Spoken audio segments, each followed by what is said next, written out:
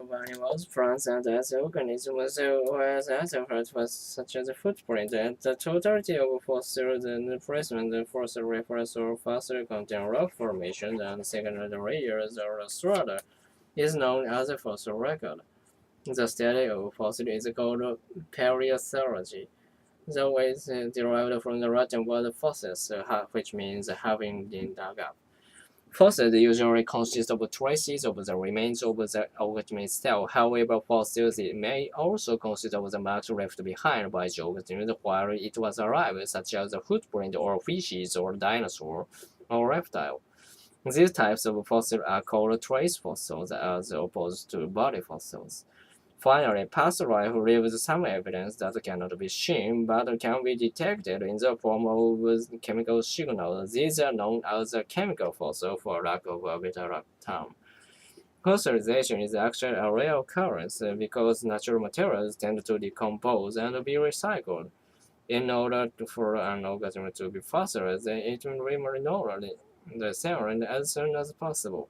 There are several different types detailed explanation in the handout I gave you last week. Do you have any question about any of them? No? Okay then. Let's take a closer look at some of them.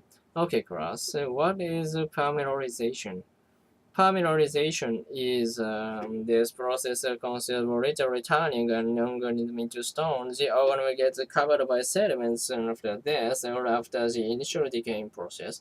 Once covered with sediment, these layers slowly compact to rock, and the chemical in the remains are slowly replaced with hard minerals. As the organism continues to decay slowly, water infused with mineral passes through it, replacing the chemical in it with rock material. The degree in the decaying chemical determines the later detail of the fossil. Therefore, while some fossils only consist of skeletal remains or teeth, others contain traces of skin, feathers, or even soft tissues. Let's talk about trace fossils next. Trace fossils are those details preserved in rocks that are indirect evidence of life, as it were, while we are most familiar with the relatively spectacular fossils of hard part remains such as shells and bones.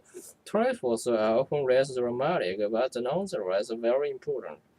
They are mainly the remains of burrows, footprint, eggs, and shells, nests, and droppings. Among them, coprolites, fossilized fishes, are very important because they can give insight into the feeding behavior of animals. Another thing is the study of trace remains is also very challenging since many trace remains can't be positively assigned to be specific gold. Further, trace remains such as burrow make comparison and geology more difficult because older strata are easily mixed with younger ones. This can cause some confusion in the interpretation is viewed in the context. There are two main kinds of trace fossil, molds and casts, right? Who can explain them? A cast fossil is a fossil that retains the shape of the original object.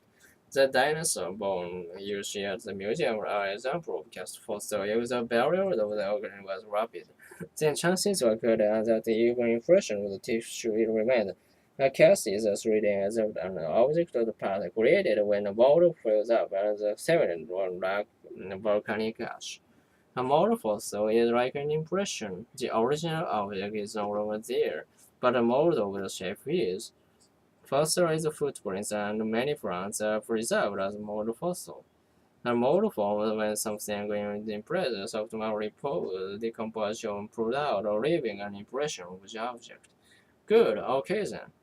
Let's talk about the pseudofossils and the transitional fossils, shall we?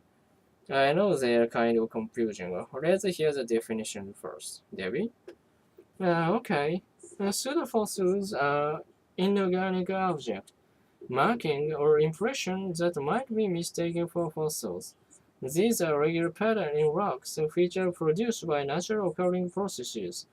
These pseudofossils can be formed by naturally formed cracks in the rock that get filled out by. Why is that?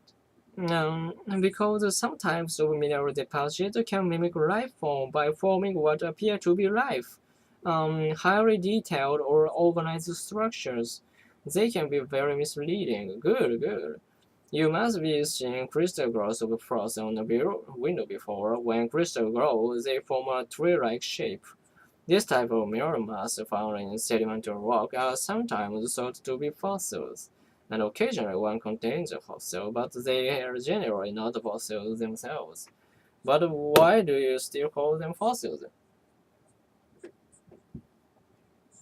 His pseudonym is a pseudonym, and pseudo-intellectual and the real thing.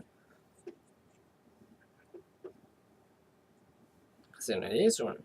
Likewise, we need to know about the pseudofossils just because they are often mistaken for the real stuff. As you see in the photo on page 129, anybody with a lot of experience would take it for the imprint of a fern. You never guess that is inorganic. But you're looking at an auction manganing that has grown on the brain grid. And the ray of sun is sand. You can literally see the cracks, bumps, the gas bubbles, and such. It can be difficult to distinguish from true fossils. So debates about whether they're food fossils can be wrong and difficult. For example, a certain complex lumpy form from the Southern Rock has stored algae for a long time until it was identified in recent lavas. Okay, as long as we are on the confusing topic, why don't we look at the transitional fossil? A transitional fossil is a fossil remains of the creature that primitive traits of a more evolved derived life form that are related to it. According to evolutionary theory, our transitional form represents an evolutionary stage. That's right, when Charles Darwin's The Origin of Species was first published, the fossil record was well known, and the claim that there was a lack of transitional fossil was perfectly reasonable. However, only 2 years later, Archaeopteryx, which is considered by many to be the first world, was discovered and seen as a stunning triumph for Darwin's theory of common descent. Similarly, author Charles Marsh, head of Yale Peabody, provided groundbreaking evidence of transition fossils in the evolution process. This has been considered one of the best examples of a clear transition between species. However, anti-evolutionists and creationists argue that the many gaps in the fossil records that do exist are evidence that cuts against the theory of evolution. どういうこと